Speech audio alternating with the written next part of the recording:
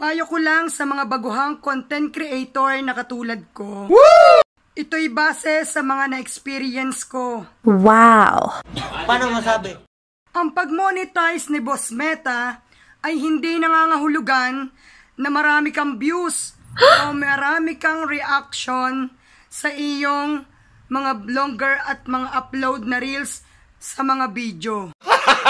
Gago! Hindi rin nakabase kung madami kang followers. Sana all.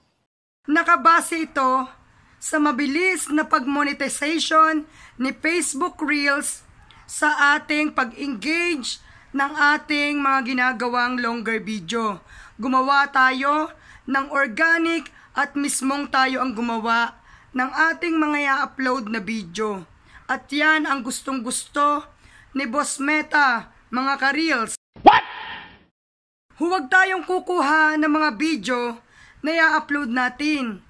Kung tayo man ay may mga sayaw sa TikTok o kung ano man ang meron sa TikTok na inyong ginawa at i-apply nyo sa Reels, tanggalan nyo ng watermark ang inyong mga i-upload sa Reels para mabilis kayong mamonetize. Oh my God! Wow! Dapat po laging organic at originality ang ating ginagawa na pag-upload dito sa Facebook Reels. Napapansin nyo ba? Maraming content creator na maraming views at marami din silang followers. Pero hindi sila ma-monetize ni Facebook Meta. Bakit? Damn! Dahil sabi ko nga, hindi nakabase sa dami ng inyong followers at viewers ang pag-monetize dito. Kaya ano pang hinihintay nyo mga ka-reels?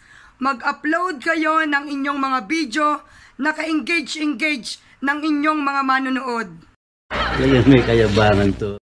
Sana'y marami kayong natutunan sa aking pagtuturo at mai-apply nyo din sa pag-upload nyo sa Facebook Reels.